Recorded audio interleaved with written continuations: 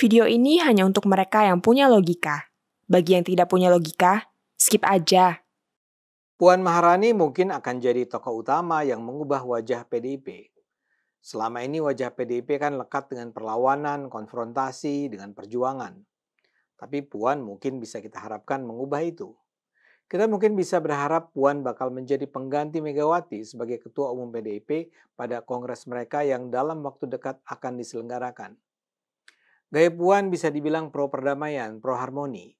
Ini tidak berarti Puan tidak kritis, tapi tetap Puan menunjukkan sikap yang berorientasi pada persatuan, bukan perpecahan. Gaya peaceful Puan ini terlihat dalam kontroversi pengakuan Deddy Sitorus bahwa pada pertengahan Desember yang lalu, PDIP didatangi utusan khusus yang mengajukan 2 permintaan pada PDIP. Pertama, Hasto Kristianto diminta mundur sebagai sekjen. Kedua, PDIP diminta tidak memecat Jokowi. Tanpa menyebut nama utusan itu, Deddy menjelaskan bahwa 2 permintaan itu tidak dipenuhi oleh PDIP. Cerita yang disampaikan melalui konferensi pers itu menjadi ramai dibicarakan karena itu membuat banyak orang menganggap karena PDIP tidak mengikuti 2 permintaan itu, Hasto akhirnya benar-benar ditahan. Tersebar pula tuduhan bahwa yang mengirimkan utusan adalah Pak Jokowi. Jokowi tidak terima dituduh begitu. Jokowi membantah bahwa dia mengirimkan utusan itu ke PDIP sebelum partai itu memecatnya sebagai kader. Ia memastikan bahwa jika memang ada pihak yang menghubungi PDIP, itu bukan atas perintahnya. Jokowi juga mengaku selama ini memilih diam terhadap berbagai tudingan yang diarahkan kepadanya. Tapi kesabaran itu ada batasnya, kata Jokowi. Cerita Deddy tanpa terhindarkan menebalkan ketegangan antara PDIP dan Jokowi. Di saat kondisi menegang itu, Puan muncul mendamaikan suasana. Di hadapan wartawan, Puan meminta semua pihak menghentikan spekulasi terkait dinamika hubungan antara PDIP dan Jokowi.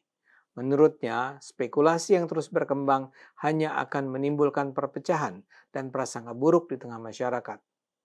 Sudahi hal-hal yang membuat kita terpecah, belah, dan saling berprasangka. Apalagi ini bulan Ramadan, bulan penuh berkah. Marilah kita berpikir positif dan membangun bangsa ini bersama-sama dengan pikiran yang baik, kata Puan. Puan juga menegaskan membangun bangsa tidak bisa dilakukan sendirian. Dia mengingatkan bahwa setiap individu punya kesalahan. Tapi yang terpenting adalah melakukan introspeksi demi masa depan Indonesia yang lebih baik. Pernyataan-pernyataan Puan itu jelas menunjukkan semangat dia untuk merukunkan mereka yang berseteru. Dia nampak sangat matang. Terus terang ini mengubah cara pandang saya tentang Puan. Selama ini biar bagaimanapun saya selalu melihat dia sebagai mantan mahasiswi saya yang pendiam, pemalu, tidak menonjolkan diri tapi kaya. Saya memang pernah mengajar dia ketika dia kuliah di Departemen Ilmu Komunikasi sekitar 30-an tahun yang lalu. Ketika dia sudah masuk politik, bayang-bayang dia di masa lalu itu tidak pernah hilang. Puan adalah anak bungsu dan satu-satunya putri Bu Mega. Ayahnya, Taufik Kemas, adalah seorang politikus PDIP yang menjabat sebagai ketua MPR dari tahun 2009 sampai dia meninggal pada 2013. Tapi ketika Puan menjadi mahasiswi, PDIP masih menjadi partai yang dimusuhi Orde Baru. Barangkali karena itulah dia masih terlihat sebagai putri cantik yang pengalah, manja, dan bukan petarung. Kini tiba-tiba saja sosok Puan berubah. Dia hadir untuk mengatasi sengketa berkepanjangan di dalam tubuh partai banteng mengamuk itu. Dan ini tidak mewakili semangat PDIP seperti yang selama ini lazim diperlihatkan.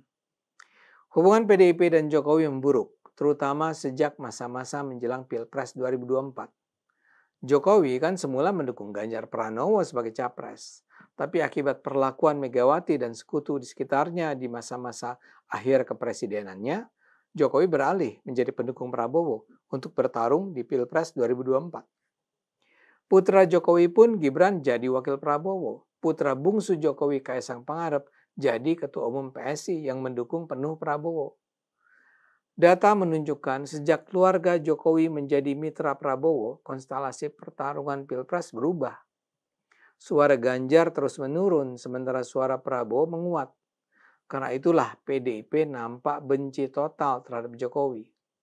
Segala macam serangan dilontarkan kepada sang mantan presiden.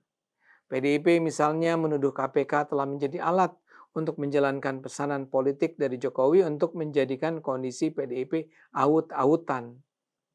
Aut-autan atau mengacak-acak merupakan istilah yang dilontarkan Megawati dalam satu acara beberapa hari sebelum memecat Jokowi, Gibran, dan Bobi dari keanggotaan partai. Pertarungan ini berdampak sampai kepada hubungan PDIP dengan pemerintahan Prabowo. Bambang Wuryanto alias Bambang Pacul menyatakan ada 3 faksi dalam PDIP terkait dalam posisi hubungan PDIP dalam pemerintahan Prabowo Gibran. Faksi ini terbagi menjadi yang menginginkan segera merapat, faksi yang menolak, dan faksi yang melihat perkembangan dulu. Bisa diduga mereka yang merapat adalah mereka yang dekat dengan Jokowi. Mereka yang menolak adalah mereka yang anti Jokowi. Di sisi lain, hubungan Jokowi dan Puan itu harmonis sejak awal. Jokowi menunjuk Puan sebagai Menko PMK dalam kabinet yang pertama pada 2014. Saat pengumuman nama kabinet, Jokowi menyebut Puan sebagai politisi perempuan yang kaya pengalaman. Jokowi juga menyebut Puan sebagai panglima politiknya saat pemilu 2014 yang lalu. Dalam sengketa PDIP dan Jokowi, Puan hadir sebagai pembela Jokowi. Puan misalnya secara tegas membantah beredar cerita bahwa persoalan antara Jokowi dan PDIP bermula dari permintaan perpanjangan masa jabatan presiden jadi 3 periode. Puan mengatakan Jokowi tidak pernah menyampaikan ingin jabatannya sebagai presiden ditambah atau diperpanjang. Enggak pernah meminta pada Bu Mega perpanjangan 3 periode, kata Puan pada Oktober 2023. Kini Puan kembali tampil untuk meminta PDIP berhenti menyerang Jokowi. Dan ini semakin penting karena PDIP akan menyelenggarakan kongres beberapa bulan ke depan. Yang istimewa kali ini sangat mungkin akan ada pemilihan ketua umum baru. Selama ini saya menyangka Megawati adalah ketua umum yang punya hak prerogatif memilih ketua umum berikutnya. Tapi saya ternyata salah. Pemilihan ketua umum PDIP ditentukan oleh Kongres. Megawati selama 26 tahun menjadi ketua umum ya karena peserta Kongres kompak secara aklamasi memilih Mega. Tapi dalam Kongres 2025 ini sudah semakin kuat desakan agar Mega bersedia mengundurkan diri dan peserta Kongres akan memilih pemimpin baru. Tanpa kehadiran Hasto, peluang ini sangat mungkin dijalankan. Dan kalau pemilihan ketua umum jadi diselenggarakan, Puan sangat punya modal yang diperlukan. Tentu saja tak mudah begitu saja Puan bisa jadi ketua umum baru PDIP. Garis hardliners PDIP yang dibesarkan Hasto masih bertahan di sana. Tapi saya duga kaum pintar di PDIP sudah semakin jenuh dengan perjuangan para senior yang sudah semakin tidak substantif itu. Karena itu, saya menduga Puan berpeluang menang. Dan kalau itu terjadi, kita bisa berharap akan lahirnya sebuah PDIP baru yang lebih progresif dan berkualitas. Ayo gunakan akal sehat, karena hanya kalau kita gunakan akal sehat, Indonesia akan selamat.